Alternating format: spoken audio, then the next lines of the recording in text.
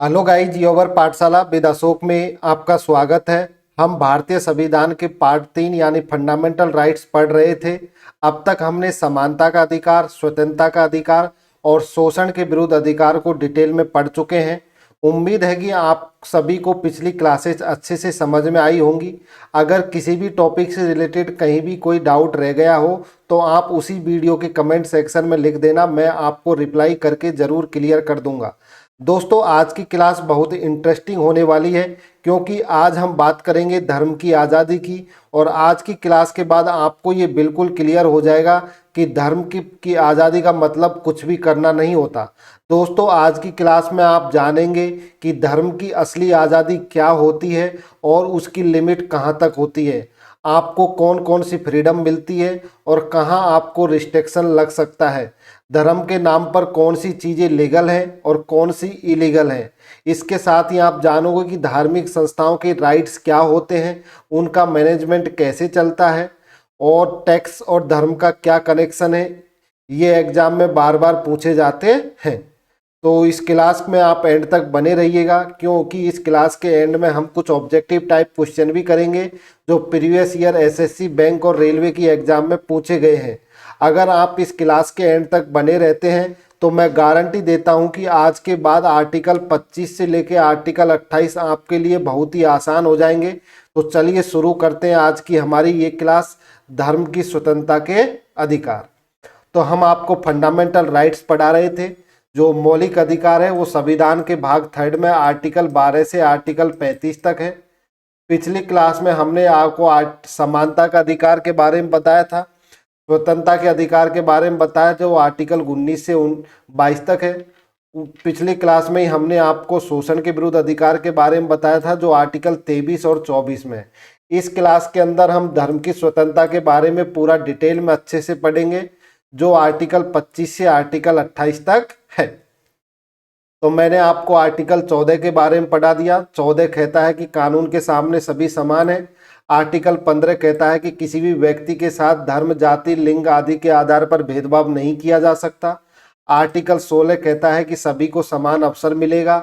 Article 17 कहता है छुआछूत के अंत की बात करता है और आर्टिकल 18 है जो उपाधियों के अंत की बात करता है। तो आर्टिकल 14 से आर्टिकल 18 ये समानता के अधिकार हैं। उसके बाद में मैंने आपको बताया था स्वतंत्रता के अधिकार जो आर्टिकल 19 से आर्टिकल 22 तक है। आर्टिकल 19 कहता है कि आपको बोलने की स्वतंत्रता है। आर्टिकल 20 कहता है अगर आप कोई अपराध किए हुए तो उसके अंदर भी आपको कुछ स्वतंत्रताएं दी हुई हैं। आपने अगर कोई अपराध किया है तो उसके लिए आपको एक बार ही दंडित किया जा सकता है। आर्टिकल 21 है जो आपको निजता के अधिकार की बात करता है, प्राण और दैहिक जीवन जीने की बात करता है। और आर्टिकल 22 आपको गिरफ्तारी से संरक्षण देता है।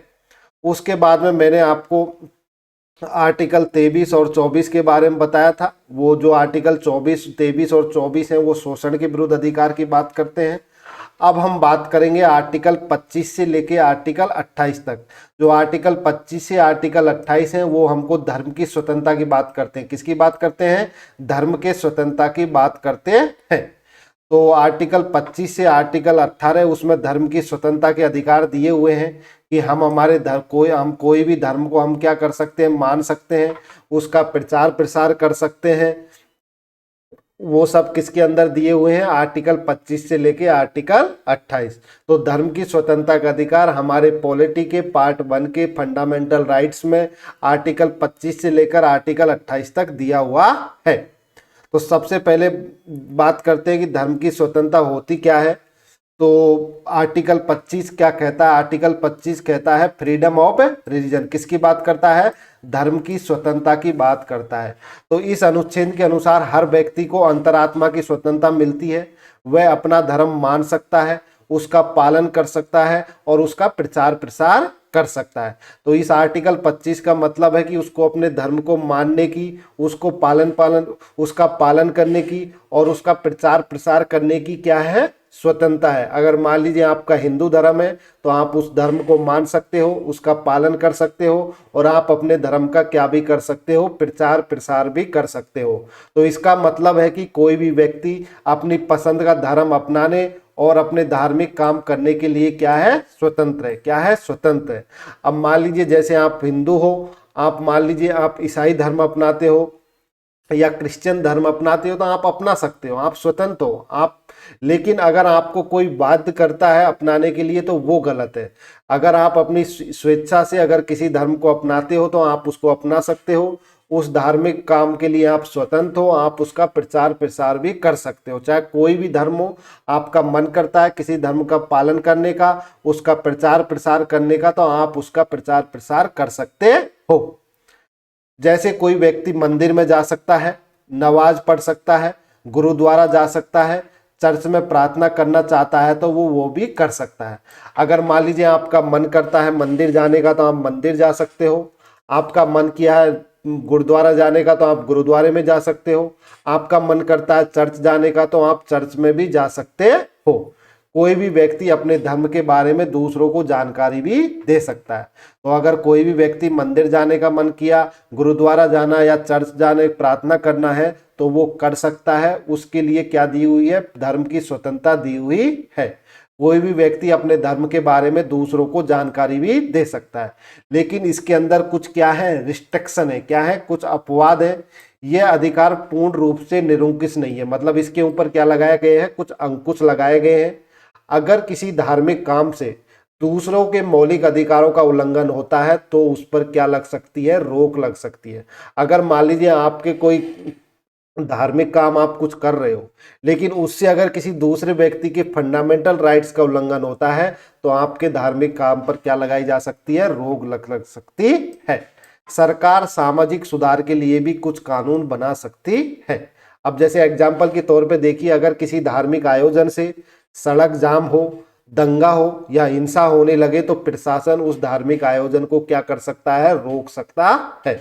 अब ये नहीं कि आपने कोई धर्म का कोई बड़ा सा टेंट पांडाल लगाया हुआ है, उधर सड़क जाम हो गई, दंगा हो रहा है, हिंसा हो रहा है, आप बोलो भाई आप हमको हमारे धर्म से कैसे रोक रहे हो? हमको तो धर्म को पालने की, उसका प्रचार प्रसार करने की स्वतंत्रता है। हाँ, आपको स्वतंत्रता है, आप अपने धर्म का प्रचार प्रसार कर सकते हो, उसका पालन कर सकते हो। लेकिन किसी धार्मिक आयोजन से अगर सड़क जाम हो रही है, दंगा हो रहा है, अगर हिंसा होने लगे तो प्रशासन उस पर रोक लगा सकता है। अगर कोई धर्म के नाम पर भेदभाव या कुरीति चलाए तो सरकार कानून बनाकर भी उसे रोक सकती है। अब धर्म के नाम पर कोई भेदभाव करे या कोई कुरीति चलाए तो सरकार उस पर कानून बना करके भी उसको रोक सकती है। आप अपने धर्म का प्रचार प्रसार कर सकते हो, अपने धर्म का प्रचार प्रसार करने के लिए आपको नहीं रोकेगा।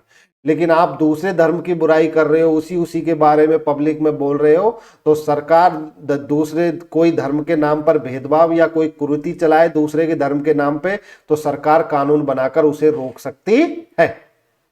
अब बात करते हैं आर्टिकल 26 की। आर्टिकल 26 बोलता है धार्मिक संस्थाओं का आप क्या कर सकते हो? प्रबंधन क्या कर सकते हो? क्या कर सकते हो? प्रबंधन कर सकते हो।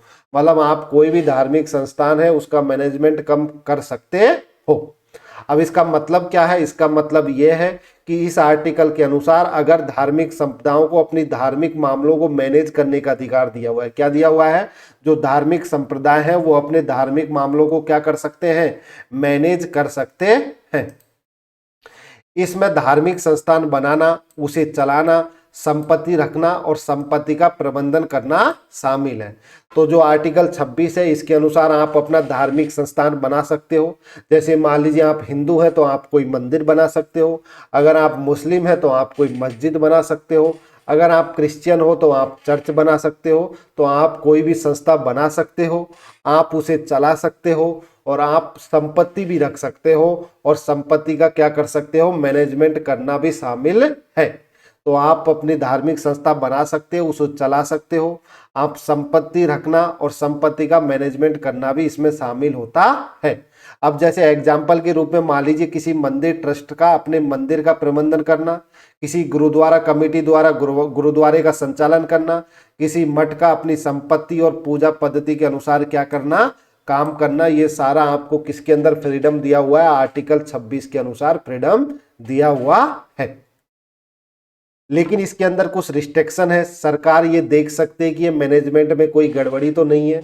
अब ये मैनेजमेंट में गड़बड़ी जैसे मान लीजिए आपने कोई धार्मिक संस्था बनाई, उसके अंदर पैसा आया, अब पैसे का गलत तरह से यूज तो नहीं हो रहा, उसका कहीं गबन तो नहीं हो रहा, वो किसी दूसरी जगह यूज में तो नहीं लिया जा रहा पैसा को। तो सरकार ये देख सकती है कि मैनेजमेंट में कोई गड़बड़ी, भ्रष्टाचार या सार्वजनिक शांति बिगड़ने वाली बात तो नहीं है। तो सरकार ये आपका देख सकती है। आप अपने धर्म का लिए कोई मैनेजमेंट कर सकते हो, संपत्ति रख सकते हो, लेकिन सरकार ये देख सकती है कि मैनेजमेंट में कोई गड़बड़ी है या भ्रष्टाचार है या सार्वजनिक शांति बिगड़ने की बात तो नहीं है। अगर किसी धार्मिक संस्था में पैसे का गलत उपयोग हो रहा है या सार्वजनिक व्यवस्था बिगड़ रही है तो सरकार कानून के अनुसार जांच या उसका नियंत्रण कर सकती है। मान लीजिए आपने कोई धार्मिक संस्था बनाई, आपने मंदिर बनाया, मंदिर के अंदर बहुत सारा चंदा आया, पैसा आया। अब उस पैसे का कोई गलत उपयोग तो नहीं हो रहा है या उसके अंदर कोई भ्रष्टाचार तो नहीं हो रहा है या उसके अंदर सार्वजनिक व्यवस्था तो नहीं बिगड़ रही है। अगर ऐसा कुछ भी हो रहा है तो सरकार कानून के अनुसार उसकी जांच कर सकती है और उस संस्थान को अपने नियंत्रण में भी ले सकती है। अब बात करते हैं आर्टिकल 27 की। आर्टिकल 27 कहता है धार्मिक कर की स्वतंत्रता। किसकी बात करता है? धार्मिक कर से आपको क्या किया हुआ है? स्वतंत्र किया हुआ है। क्या किया हुआ है? स्वतंत्र किया हुआ है। जो आपकी सरकार है वो किसी धर्म के नाम से आपसे टैक्स नहीं ले सकती, कोई भी नहीं ले सकता। आपके धर्म के नाम से अगर कोई पैसा मांगता है, आपकी इच्छा है तो आप दीजिए, अगर आपकी इच्छा नहीं है तो नहीं दीजिए। तो धार्मिक कर से क्या दी हुई है? स्वतंत्रता दी हुई है आर्टिकल 27 में। इस आर्टिकल के अनुसार सरकार किसी व्यक्ति से ऐसा टैक्स नहीं ले सकती जिसका उपयोग किसी विशेष धर्म के प्रचार में किया जाए। तो हमारी जो सरकार है वो किसी व्यक्ति से ऐसा टैक्स नहीं ले सकती। मान लीजिए कोई हिंदू है या मुसलमान है, उससे टैक्स ले लिया कोई क्रिश्चियन चर्च बनाने के लिए, तो हिंदू मुसलमान से चर्च बनाने के लिए सरकार टैक्स नहीं ले सकती। ऐसे ही मान लीजिए मंदिर बनाने के लिए सरकार किसी मुसलमान या क्रिश्चियन या ईसाई से क्या नहीं ले सकती? टैक्स नहीं ले सकती। तो आर्टिकल 27 धार्मिक कर से आपकी स्वतंत्रता देता है। इस आर्टिकल के अनुसार सरकार किसी व्यक्ति से ऐसा टैक्स नहीं ले सकती जिसका उपयोग किसी विशेष धर्म के प्रचार में किया जाए। मतलब सरकार किसी एक धर्म को आगे बढ़ाने के लिए जनता से टैक्स लेकर के खर्च नहीं कर सकती। तो सरकार के लिए सभी धर्म समान होंगे। सरकार किसी एक धर्म को बढ़ाने के लिए जनता से टैक्स नहीं ले सकती। अगर एग्जाम्पल की बात कीजिए, अगर सरकार केवल मंदिर के खर्च के लिए टैक्स ले या केवल मस्जिद के खर्च के लिए आपसे टैक्स लगाए तो ये क्या है? गलत है। क्या है? ये गलत है। ये आपके फंडामेंटल राइट्स का उल्लंघन है। आप सुप्रीम कोर्ट जा सकते हो। तो इससे आप क्या समझे? आर्टिकल 27 ये कहता है कि सरकार किसी भी व्यक्ति से धार्मिक टैक्स नहीं लेगी। क्या नहीं लेगी? धार्मिक टैक्स नहीं लेगी जो किसी विशेष धर्म के प्रचार में लगाया गया हो। मतलब सरकार किसी एक धर्म को आगे बढ़ाने के लिए जनता से टैक्स लेकर उसे खर्च नहीं कर सकती। एग्जाम्पल मैंने मान दिया, अगर सरकार केवल मंदिर के लिए खर्च के लिए आपसे टैक्स ले रही है या केवल मस्जिद के खर्च के लिए आपके ऊपर टैक्स लगाए तो ये क्या होगा? गलत होगा। लेकिन इसके अंदर क्या है? कुछ रिस्ट्रिक्शन है। क्या है? कुछ रिस्ट्रिक्शन है। जैसे जनरल टैक्स आपसे लिया जा सकता है। क्या लिया जा सकता है? आपसे जनरल टैक्स लिया जा सकता है जिसका उपयोग एजुकेशन में हो, सड़क बनाने में हो, अस्पताल बनाने में हो, पुलिस के लिए हो, प्रशासन जैसे सार्वजनिक कामों में हो। तो ऐसे टैक्सों का उद्देश्य किसी धर्म को बढ़ाने देना नहीं होता। तो सरकार आपसे कोई जनरल टैक्स ले सकती है। जैसे मान लीजिए सरकार शिक्षा के नाम पर कोई टैक्स ले रही है, सड़क के नाम पर, अस्पताल के नाम पर, पुलिस प्रशासन जैसे सार्वजनिक कामों में। तो ऐसे टैक्स का उद्देश्य किसी धर्म को बढ़ावा देना नहीं होता। तो सरकार शिक्षा या स्वास्थ्य के लिए टैक्स ले सकती है। तो जो हमारी सरकार है वो शिक्षा या स्वच्छता के लिए टैक्स ले सकती है क्योंकि ये सभी के लिए है, किसी धर्म विशेष के लिए नहीं है। तो आर्टिकल 27 ये कहता है कि सरकार किसी धर्म विशेष के लिए कोई टैक्स नहीं ले सकती है। अब बात करते हैं आर्टिकल 28। आर्टिकल 28 कहता है शैक्षणिक संस्थानों में धार्मिक शिक्षा प्रार्थना की बात करता है। किसकी बात करता है? शैक्षणिक संस्थानों में धार्मिक शिक्षा दी जाएगी या नहीं दी जाएगी, उसकी बात किसमें की गई है? आर्टिकल 28 में बात की गई है। तो आर्टिकल 28 कहता है शैक्षणिक संस्थानों में धार्मिक शिक्षा और प्रार्थना के बारे में बात करता है। ये आर्टिकल स्कूल कॉलेज में धार्मिक शिक्षा से संबंधित है। पूर्णतः सरकारी शैक्षणिक संस्थानों में धार्मिक शिक्षा नहीं दी सकती। अगर कोई भी पूर्ण रूप से सरकारी संस्थान है तो उसके अंदर धार्मिक शिक्षा नहीं दी जा सकती किसी विशेष एक अब मान लीजिए कोई स्कूल है, उसमें आपको हिंदू के बारे में पढ़ाया जा रहा है, तो वो धार्मिक शिक्षा नहीं दी जा सकती। तो सरकारी स्कूल में किसी एक धर्म की पूजा पाठ वाली पढ़ाई नहीं कराई जा सकती है। ये हमको किसके द्वारा फ्रीडम मिला हुआ है? आर्टिकल 28 के तहत मिला हुआ है। अगर इसके कुछ एक्सेप्शन है, देखिए इसके कुछ एक्सेप्शन है। जो पूर्णतः सरकारी स्कूल है उसके अंदर धर्म के नाम पर पढ़ाई नहीं कराई जा सकती, लेकिन इसका कुछ एक्सेप्शन है। यदि कोई संस्थान किसी ट्रस्ट द्वारा स्थापित हुई हो, अगर कोई संस्थान किसी ट्रस्ट द्वारा स्थापित हुई हो लेकिन सरकार उसे चलाती हो और वहाँ धार्मिक शिक्षा दी जा सकती है। क्यों, क्या दी जा सकती है? धार्मिक शिक्षा दी जा सकती है। जैसे आपने देखा होगा मदरसे हैं, मदरसे में लोग पढ़ते हैं, उनको धार्मिक शिक्षा दी जाती है उनके धर्म की। तो वो क्या है? ट्रस्ट है। क्या है? ट्रस्ट है। अगर कोई संस्थान किसी ट्रस्ट द्वारा स्थापित हुई हो लेकिन सरकार उसे चलाती हो तो वहां धार्मिक शिक्षा दी जा सकती है, यदि स्थापना से संबंधित नियमों में ऐसा प्रावधान हो। तो जब उस संस्थान को स्थापित किया गया हो, स्थापना से संबंधित नियमों में ऐसा प्रावधान हो कि धर्म के नाम पर शिक्षा देने का, तो उस ट्रस्ट के द्वारा जो संस्थान स्थापित की है उसमें धर्म के नाम पर क्या दी जा सकती है? शिक्षा दी जा सकती है, चाहे उसको लेकिन उसको क्या चला रही हो? सरकार चलाती हो। जैसे निजी संस्थान होते हैं, प्राइवेट स्कूलों में धार्मिक शिक्षा दी जा सकती है, लेकिन किसी छात्र को जबरदस्ती धार्मिक शिक्षा या प्रार्थना में शामिल नहीं किया जा सकता। तो जो प्राइवेट स्कूल होती है या जो संस्थान है उसमें धार्मिक शिक्षा दी जा सकती है, लेकिन किसी छात्र को आप जबरदस्ती धार्मिक शिक्षा या प्रार्थना में शामिल नहीं कर सकते। नाबालिग के मामले में अभिभावक की क्या जरूरत पड़ती है? सहमति की जरूरत पड़ती है। अगर कोई नाबालिग है तो उसमें उनके अभिभावक की जरूरत पड़ती है, सहमति की जरूरत पड़ती है। ये क्या कहता है? ये हमको आर्टिकल 28 बताता है। अगर किसी छात्र को जबरदस्ती धार्मिक प्रार्थना करवाई जा रही है तो वो, अगर वो नहीं चाहता तो ये क्या होगा? गलत होगा। क्या होगा? ये गलत होगा। ये उसके फंडामेंटल राइट्स का क्या है? उल्लंघन है। क्या है? उल्लंघन है। तो अगर किसी छात्र को जबरदस्ती धार्मिक प्रार्थना करवाई जा रही है और वो नहीं चाहता तो ये गलत है। ये उसके फंडामेंटल राइट्स 28 का क्या है? उल्लंघन है। तो हमने आपको आर्टिकल 25, आर्टिकल 26, आर्टिकल 27 और आर्टिकल 28 के बारे में पूरा अच्छे से डिटेल में पढ़ा दिया गया है। ये सारे के सारे आर्टिकल 25 से लेकर आर्टिकल 28 तक हमें धर्म की स्वतंत्रता की बात करते हैं। किसकी बात करते हैं? धर्म की स्वतंत्रता के अधिकार की बात करते हैं। जो आर्टिकल 25 है ये हर व्यक्ति को धर्म मानने, अपनाने, आचरण करने और उसके प्रचार प्रसार करने की स्वतंत्रता देता है। आर्टिकल 26 है वो धार्मिक संप्रदायों को अपनाने, धार्मिक मामलों व संपत्ति का मैनेजमेंट करने का अधिकार देता है। जो आर्टिकल 27 है वो किसी विशेष धर्म के प्रचार प्रसार करने हेतु टैक्स देने के लिए बाध्य नहीं किया जा सकता, इसकी बात करता है। अगर किसी विशेष धर्म का प्रचार प्रसार हो रहा है वो तो सरकार आपसे क्या नहीं ले सकती? टैक्स नहीं ले सकती उस धर्म के लिए। और आप बात करते हैं आर्टिकल 28 की, तो आर्टिकल 28 में सरकारी या राज्य प्रेरित संस्थानों में धार्मिक शिक्षा पूजा बाध्य नहीं की जा सकती है। कोई भी सरकारी या धार्मिक संस्थान है उसमें आपको किसी विशेष धर्म की पूजा के लिए आपको बाध्य नहीं किया जा सकता कि आपको हिंदू की यहाँ आरती बोलनी है तो बोलनी है, नमाज पढ़नी है तो पढ़नी है, ऐसा कुछ नहीं है। यह आपके ऊपर है, आपको फ्रीडम दिया हुआ है। आपका मन है तो आप कीजिए, आपका मन नहीं है तो आप नहीं कीजिए। तो अभी तक हमने धर्म की स्वतंत्रता के अधिकार जो आर्टिकल 25 से आर्टिकल 28 तक है उनके बारे में पूरा अच्छे से डिटेल में पढ़ा।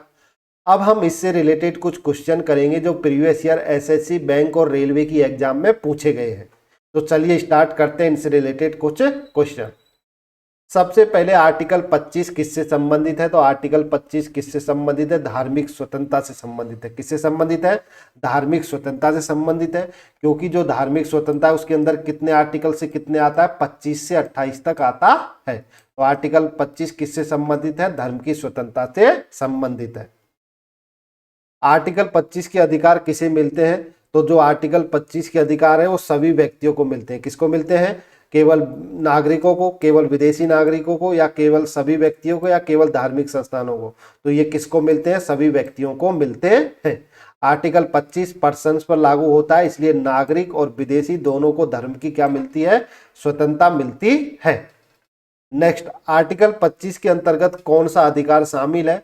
तो आप किसी धर्म को अपना सकते हो, उसका आचरण कर सकते हो और उसका प्रचार प्रसार भी कर सकते हो। ये किसके अंदर बताया गया है? आर्टिकल 25। इसमें फ्रीडम ऑफ कॉन्शियंस और रिलीजियस प्रोफेस प्रैक्टिस और प्रोपोगेट शामिल हैं। आर्टिकल 25 के अधिकार पर प्रतिबंध किस आधारों पर लगाया जा सकता है? तो आर्टिकल 25 है किसी धर्म का प्रचार प्रसार करना, मानना, उस पे आधार पर, किस आधार पर वो लगाया जा सकता है रिस्ट्रिक्शन? तो वो सार्वजनिक व्यवस्था, नैतिकता और स्वास्थ्य के आधार पर रिस्ट्रिक्शन लगाया जा सकता है। तो इसका आंसर हो गया ऑप्शन ए। तो राज्य जनहित में पब्लिक ऑर्डर, मोर्टलिटी, हेल्थ आदि के लिए उचित प्रतिबंध लगाया जा सकता है। नेक्स्ट, फ्रीडम ऑफ कॉन्शियंस का अर्थ क्या होता है? तो फ्रीडम ऑफ कॉन्शियंस का अर्थ होता है अपने विवेक आस्था के अनुसार किसी क्या रखना? विश्वास रखना। क्या रखना? अपने विवेक और आस्था के अनुसार विश्वास रखना, उसी को फ्रीडम ऑफ कॉन्शियंस कहा जाता है। ये व्यक्ति को अपनी आस्था और विश्वास चुनने की क्या देता है? स्वतंत्रता देता है, फ्रीडम ऑफ कॉन्शियंस। आर्टिकल 25 में प्रोपोगेट का मतलब क्या होता है? प्रोपोगेट का मतलब होता है किसी धर्म का प्रचार प्रसार करना। तो आर्टिकल 25 में जो प्रोपोगेट है उसका मतलब होता है किसी धर्म का प्रचार प्रसार करना। आर्टिकल 26 किससे संबंधित है? तो आर्टिकल 26 है वो धार्मिक समुदायों के अधिकार देता है। किसकी बात करता है? धार्मिक समुदायों के अधिकार की बात करता है। ये धार्मिक समुदाय संप्रदायों को अपने धार्मिक मामलों का मैनेजमेंट करने का क्या देता है? अधिकार देता है। नेक्स्ट, आर्टिकल 26 के अधिकार किसे प्राप्त होते हैं? तो जो आर्टिकल 26 के अधिकार हैं वो धार्मिक संप्रदाय या धार्मिक समुदायों को दिए जाते हैं। किसको दिए जाते हैं? धार्मिक संप्रदाय या धार्मिक समुदाय को दिए जाते हैं। वो केवल व्यक्ति को, केवल नागरिक को या केवल सरकार के लिए नहीं होते, वो धार्मिक संप्रदाय या धार्मिक समुदाय को दिए जाते हैं किसी भी धर्म को मैनेजमेंट करने के लिए।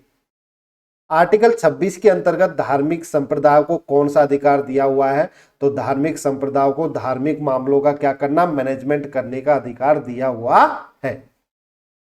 नेक्स्ट, आर्टिकल 27 किससे संबंधित है? तो आर्टिकल 27 है धार्मिक कर से संरक्षण देता है, मतलब रिलीजियस टैक्स आपसे नहीं लिया जा सकता, उससे संरक्षण देता है। तो राज्य किसी भी व्यक्ति को किसी धर्म के प्रचार प्रसार या पालन हेतु टैक्स देने के लिए बाध्य नहीं कर सकता है। आर्टिकल 27 का मुख्य उद्देश्य क्या है? तो आर्टिकल 27 का मुख्य उद्देश्य है धार्मिक कार्यों के लिए कर की बाध्यता रोकना। अगर कोई भी धार्मिक कार्य है तो उसके लिए सरकार आपसे क्या नहीं ले सकती? टैक्स नहीं ले सकती है। तो आर्टिकल 27 ये सुनिश्चित करता है कि पब्लिक फंड से किसी खास धर्म को मजबूरन सपोर्ट न करना पड़े। आर्टिकल 28 किससे संबंधित है? तो आर्टिकल 28 सरकारी संस्थाओं में धार्मिक शिक्षा से संबंधित है। किससे संबंधित है? सरकारी संस्थाओं में धार्मिक शिक्षा से संबंधित है। तो ये राज्य द्वारा वित्त पोषित शिक्षण संस्थाओं में धार्मिक शिक्षा या पूजा से जुड़ा हुआ है।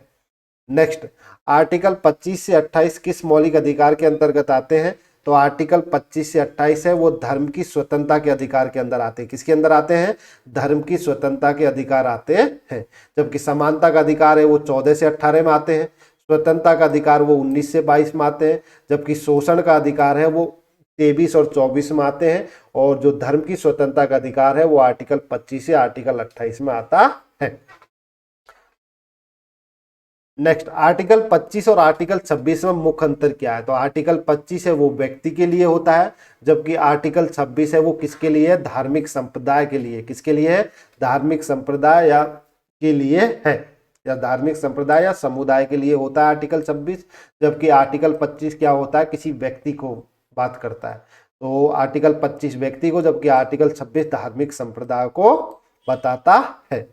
तो आर्टिकल 25 है वो इंडिविजुअल राइट देता है, किसी व्यक्ति को अपना राइट देता है, जबकि आर्टिकल 26 है वो डोमिनेशन को राइट देता है। कि देता है? किसी धार्मिक संप्रदाय या समुदाय को राइट देता है, जबकि आर्टिकल 25 किसी विशेष व्यक्ति को राइट देता है।